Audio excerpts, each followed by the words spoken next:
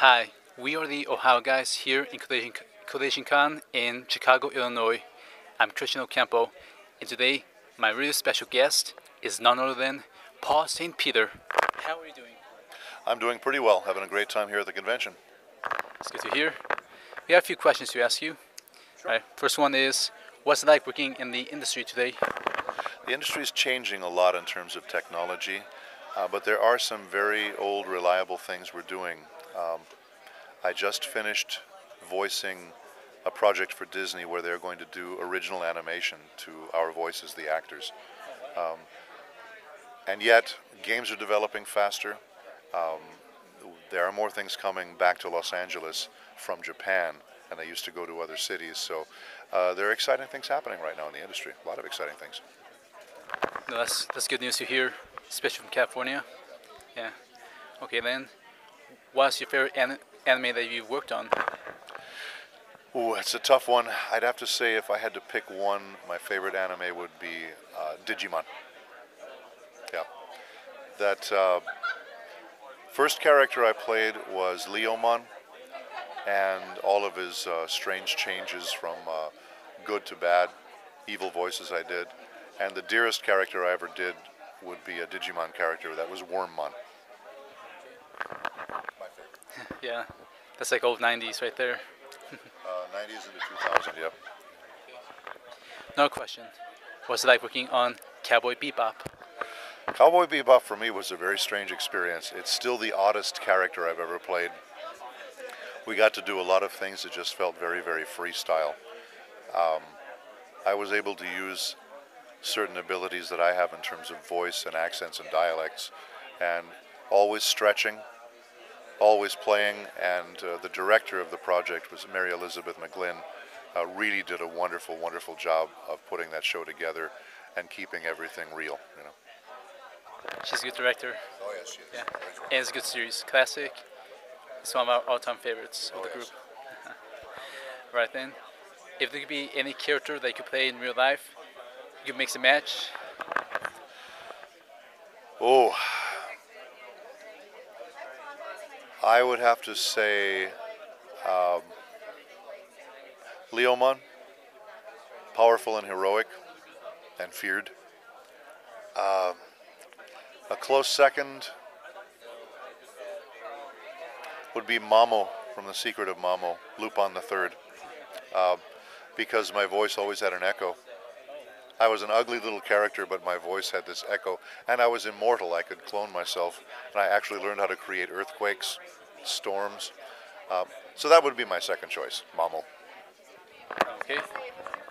So what was it like working on Kingdom Hearts 2?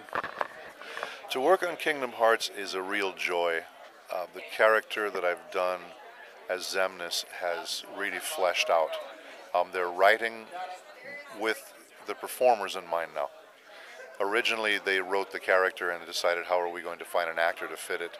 And now, based on our performances, they're actually, in many ways, changing the material around knowing what we can do vocally.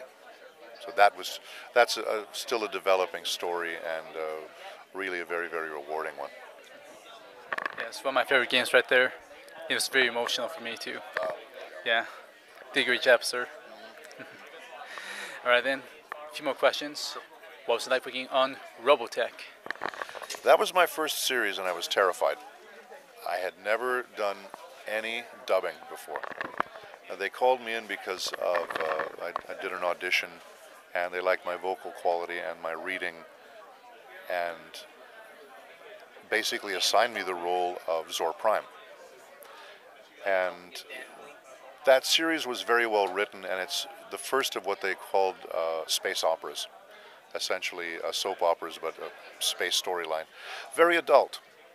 It really did have a plot line that had to do with loss and people in love and screaming at each other and things like that, but also the great battle and things like that.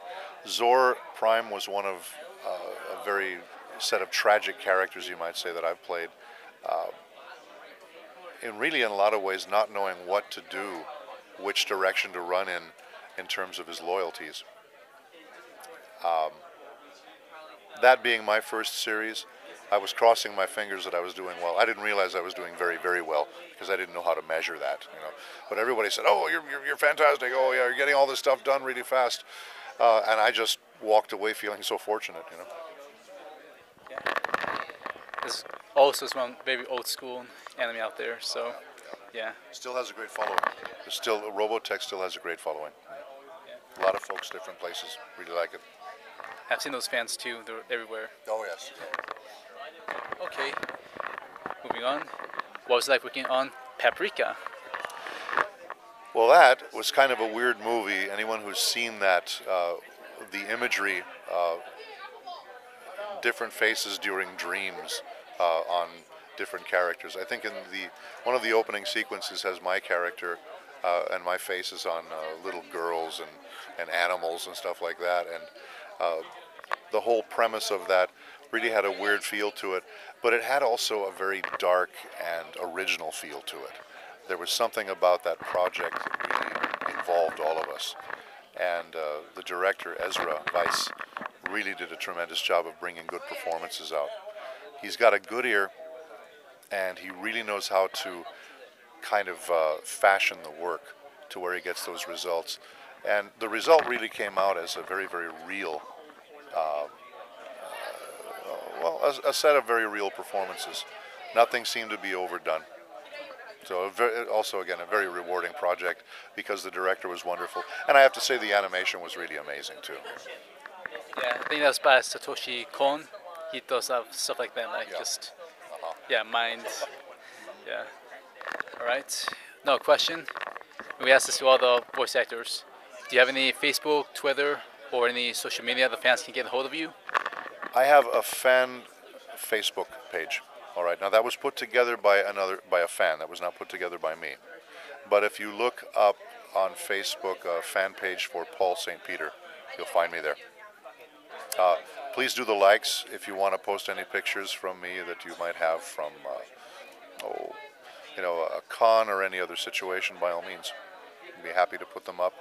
The young fella that put that on there, that put the page up there, has pictures with some of the stuffed characters, and he put on there. He said he's not Paul St. Peter, but he's a fan. So by all means, give a like to him too. Will do. Okay then. Well, thank you for tuning in for another edition of the Ohio Guys. I'm Christian. This is Paul, and we'll see you next time. At the next con.